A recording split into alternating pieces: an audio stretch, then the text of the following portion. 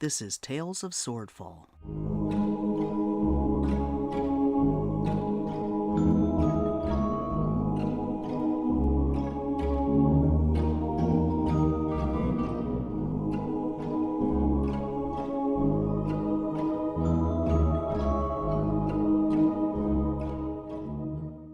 Episode 11, Hearts and Fire.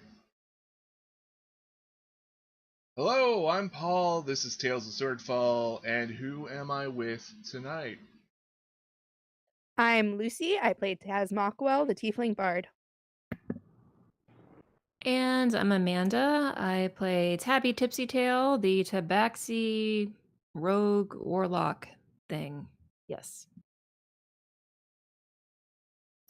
I'm Chris. I play Flea the Lizard Folk Fighter.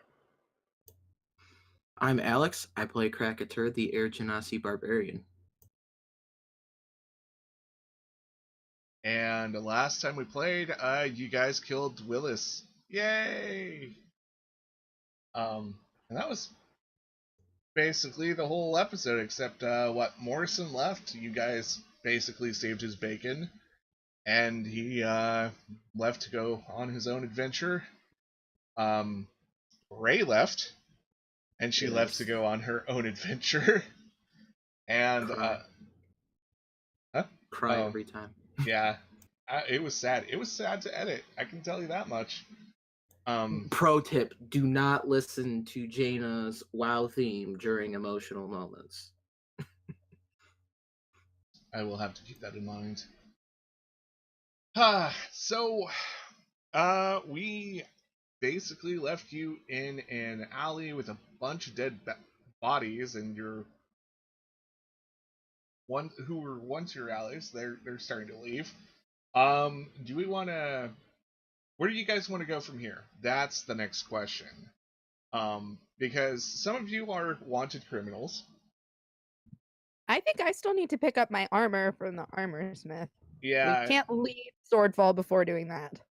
I think we need a bounty too, but your bounty left with Ray. She took the body. Didn't we loot him? Don't we have evidence that we killed him though? Even if we don't have a body? Yeah, I'm gonna say sure, you do have evidence. So you can cash in the bounty. Are we still doing the stone thing? Because I can see where the next stone is. Yeah.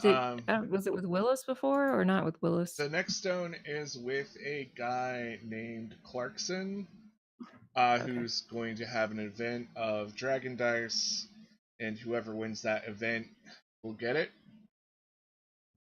Unless you guys, like, I don't know, steal it beforehand or whatever. Okay, I say we cash in our bounty, and I grab my stuff, and then we go back to the apartment and make a plan for what we're doing for the Dragon Dice tournament.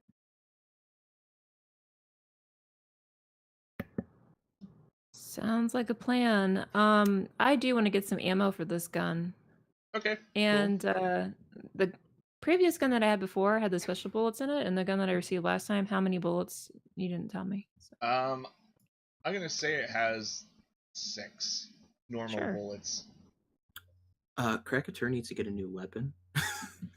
Yeah, I want to shop too. So I think we're all gonna go shopping. Yes.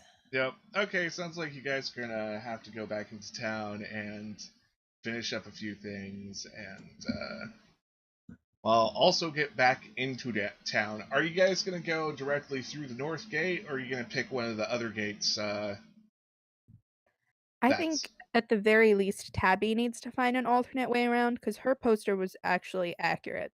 Yeah. Yeah, that sounds like a great idea. So, I am gonna do that. Okay. And is anyone gonna go with Tabby, or you're gonna let her go alone? Flea, you should come with me. Yeah, okay, why not? I'll go with. What did you need to do today, Flea? Is there anything? And I saw you pick up a dynamite. Don't think I did not see that, because I did. I don't know what you're talking about. I was gonna buy some more arrows. I'm kind of running low, actually. Very good. I just want to warn you. When that thing blows up, it will take off your hand. And probably your head as well. So do not light it unless you want to die. I'll be careful. Have you seen dynamite before? Yeah, my father used to craft dynamite. You can give me a history to see if you are actually even familiar with dynamite, Flea.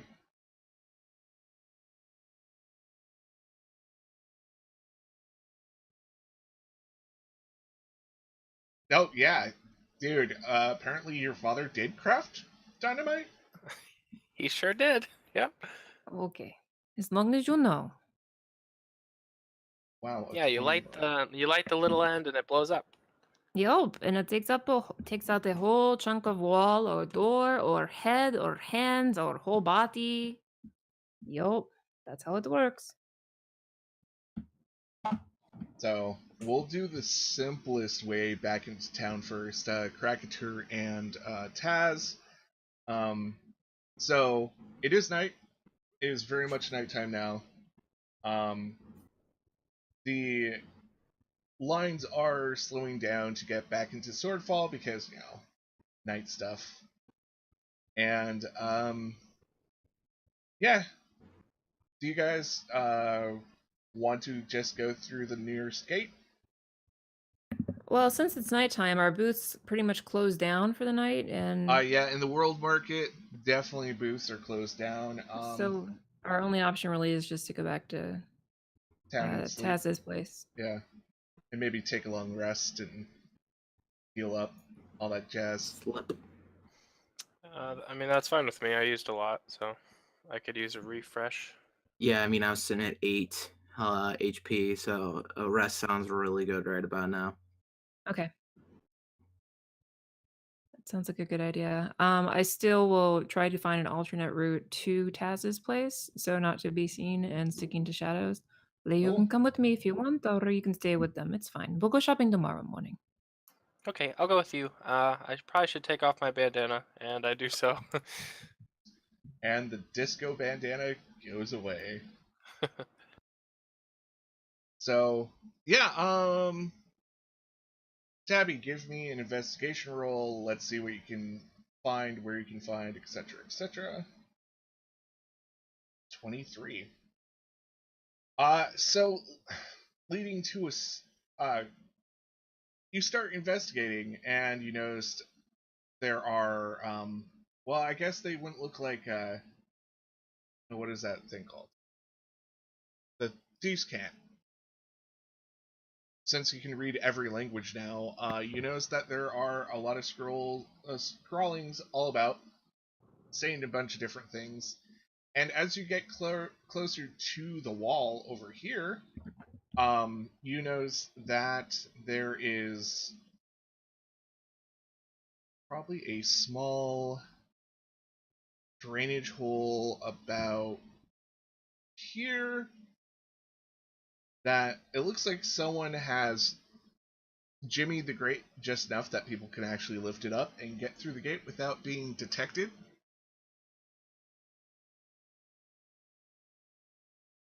Okay, Tabby will say, hey, Flea, what do you think? Do you think that grate is safe? You think we can go down there? Yeah, I think so. Maybe we'll even find Stu along the way or something. Who knows? I haven't seen him in a while. Yeah. It's possible. Yeah, So, technically it's been like 4 or 5 hours since you've seen him. that's what we do. We kind of like shimmy our way down there. Cool. And it's not a very long tunnel. It's not a very twisting tunnel. It's a straight up made for drainage type wall thing, wall grate. And you come out on the other side and you find yourself in the mercenary district.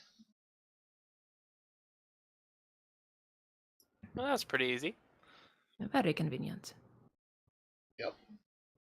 Krakatur and Taz. Yes. You guys wait in line to get back into the town, and there's a bunch of guards. There's no more guards harassing halflings anymore about contraband. And let's see if they can identify you by the posters at all, which they get disadvantage on because they're so bad. Nope. Sucks to suck, guards. Yeah, they do stop you. They look at you. They kind of like how you entered. They're like, okay, this one's a Genasi, and that's a Genasi on that poster. Nope, God. it's okay. They don't look like each other. And they also do that to Taz, just maybe linger on you a little bit too long, but, they decide that you don't look like the wanted poster that's up on the wall. And you guys easily make your way through. Okay, so should we meet up back at my apartment for the night? Sounds like a plan. Yeah, I was gonna say, do you want to just like fast forward it that you guys met up, went to the apartment, slept, and we're in the next morning? Honestly, Sounds good to me. yeah, I was gonna say it sounds good because I don't imagine Taz or Krakatur exchanging many words in this moment. They're both probably pretty. Well, I can speak for Krakatur, can't speak for Taz, but he's pretty shook about the departure of his new and dear friend. Yeah, Taz has had a rough night. I think all she wants to do is go to bed. Yeah, that sounds reasonable. Any last things that Flea and or Tabby want to do before we end the day? And Today, tonight has been a very rough night, my friends. It is all time to recuperate and just take in all the momentous things that have occurred.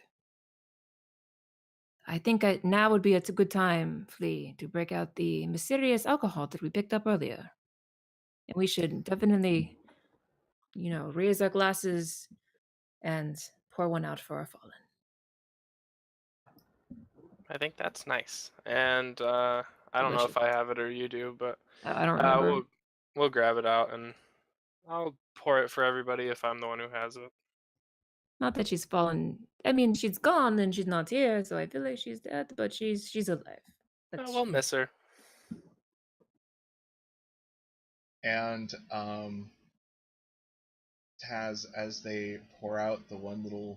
Are you doing this inside her apartment or outside her apartment? Inside. Yeah, probably inside. My potted plant. Yeah, in a potted plant.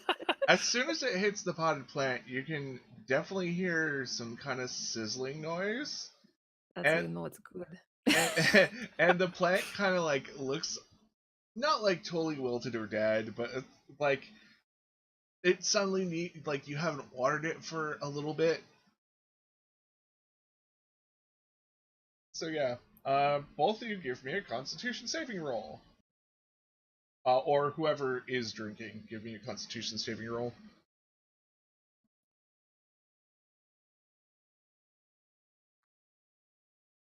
Ooh, both of you get pretty intoxicated. Wow. Very intoxicated within like the first few shots.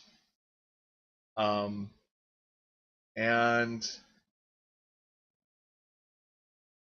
you had, for the rest of the night, you have really interesting, slightly nightmarish dreams.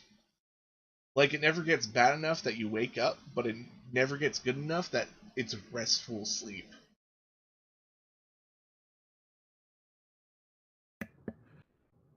Okay. No one knocks at the door during the night. Nothing really happens. You are in an apartment, so you guys are relatively safe. And the morning comes. Tabby and Flea probably wake up a little bit later than everybody else. But not hungover, at least. And okay, let's get our ducks in a row and see what happens. So Taz needs to get her armor. Right? Correct. Krakatur wants a new weapon. Yeah, I want to go to the weapon shop as well to try to find either special arrows or special bow or just some more arrows in general too. Okay. Yeah, same here. I want to see if I can get a better rapier and some bullets. Cool. So it sounds like you're gonna go first up to the artisan district and go back to that one dwarf who was super happy about making, upgrading armor than making kitchen knives. And you walk through the streets. It seemed like it rained and maybe iced over just a little over the night. It's a very cold morning.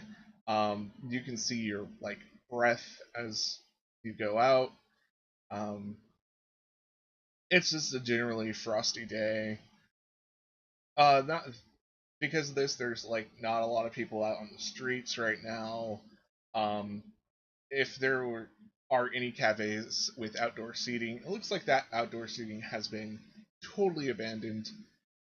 But once you get to the artisan district, you can still hear people out and about working. You can hear wood being carved or chopped, and all the blacksmiths out. Probably the blacksmiths are the warmest people right now because they forge.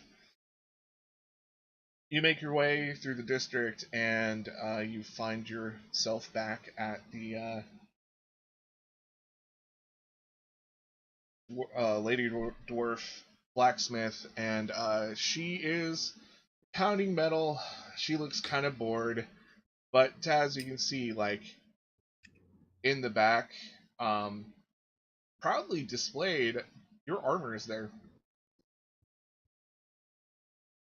Good morning. Oh, good morning. I'm here to pick up my order. Yes. Just a second. She gives whatever she's working on 3 more hits and squelches it in some kind of liquid. And she goes to the only. It's like one of those torso mannequins, and it seems like the only one she has, and it looks really out of place.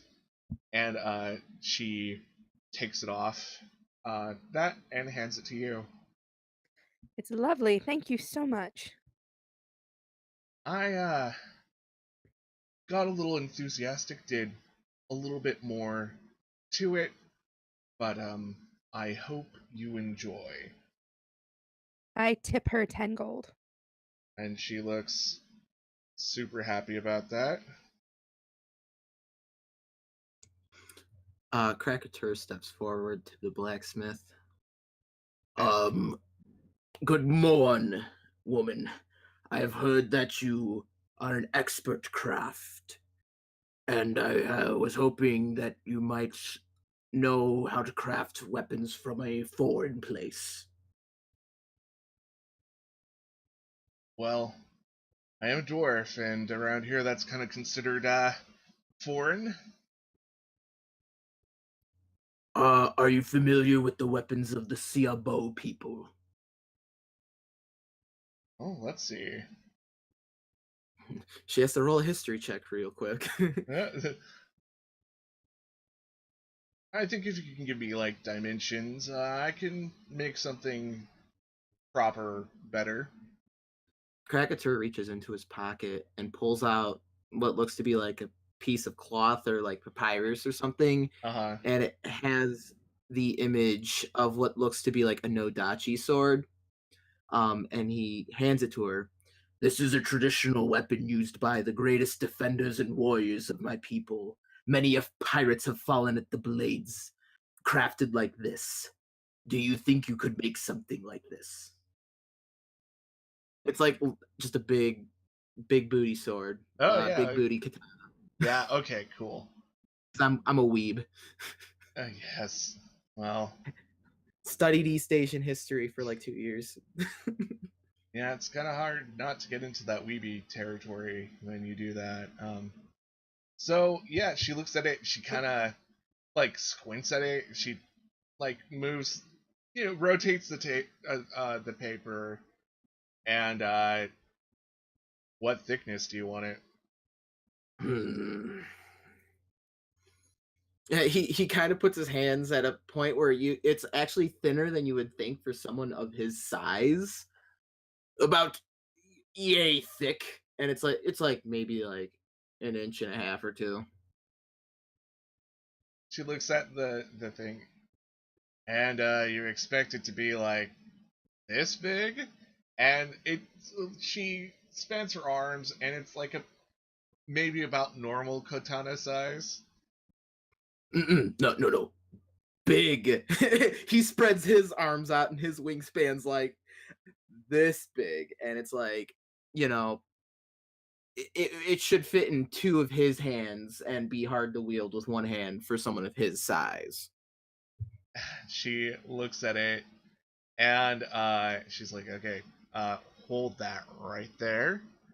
And she gets out basically string. Can you lean down a little? He basically does the catcher's squat. Yeah, and she like measures it, and she like with one finger somehow cuts the rope with her thumb, and she's like, this is just the blade, right? Yes, just the blade. She looks at it, she smiles, and she looks back at Taz. Like your friends. So do I. And she looks at your other two companions. Well, anything else? Is this just an armor shop, not a... Oh, she does armor and she does weapons. But a lot of people hire her to do kitchen knives, and she's not enthusiastic about that. I would like one Gensu, please. No, I'm kidding. Hardy kitchen- har. I'm looking for a nice new rapier. Maybe one with magical effects, maybe one with more oomph to it. What kind? Something with some oomph. She gives you a smirk. I think I can give you some oomph. And she asks you about the size too. Like, what size do you want? Like, probably nothing like his size. She points at Krakatur. No, about the size of this one. And she slides her rapier out of its hilt. And she starts checking it over. Like if you don't stop her, she literally takes it out of your hands and starts like, seeing how it's balanced and everything. Actually, you know what? Let's retcon that and ask for bullets instead, because I do pack weapon, so I can't really get a rapier. Hi. I summoned my own rapier. It doesn't go up. Yeah. Damn it. Oh, that's right. Okay. Time reverses. Retcons. Yeah. Oops. I'm looking for some bullets, perhaps of the magical persuasion.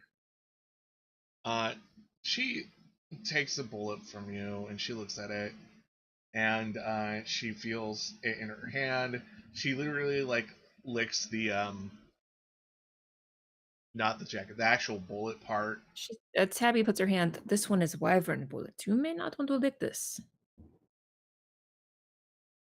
Ah, wyvern poison, huh? She licks it anyways, and she looks completely fine. Yep, that's wyvern poison, all right. I can't help you with the poison, but I can make a bullet that, stores the poison better. That would be most excellent. Maybe what kind of other bullets can you make? I don't know, I've never made them. Well, there's a first time for everything, I suppose. Haha. She nods, and she's like, this will take a little bit. I'll have to ask around and see if anybody has any, I guess you mold these, and she points to the bullet tips. This part, she points to the jacket, doesn't look too hard.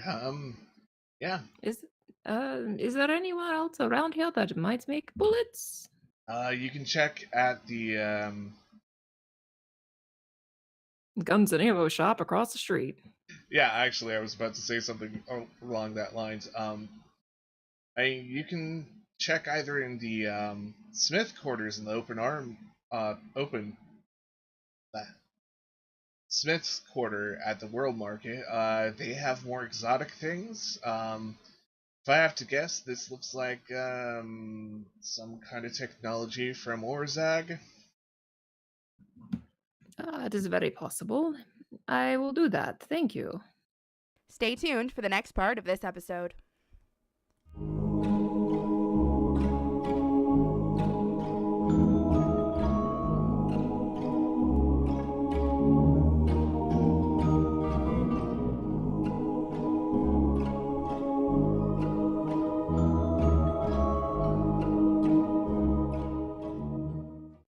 Please consider listening to these podcasts.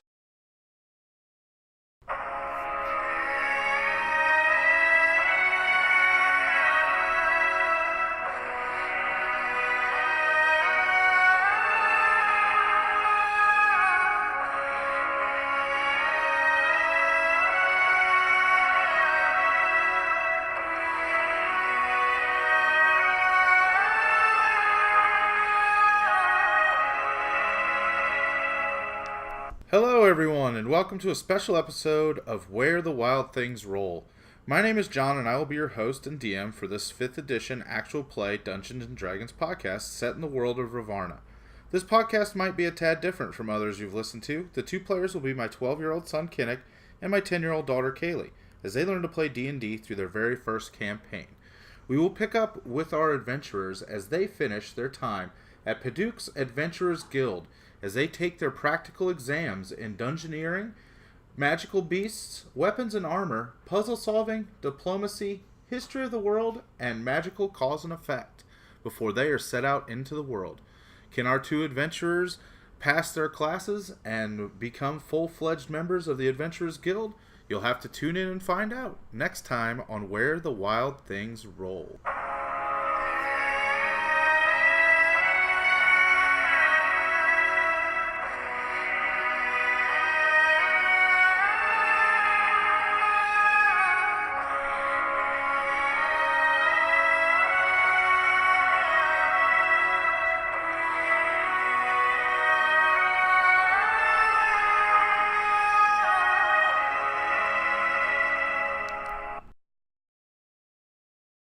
Please remember to like, share, comment, and subscribe.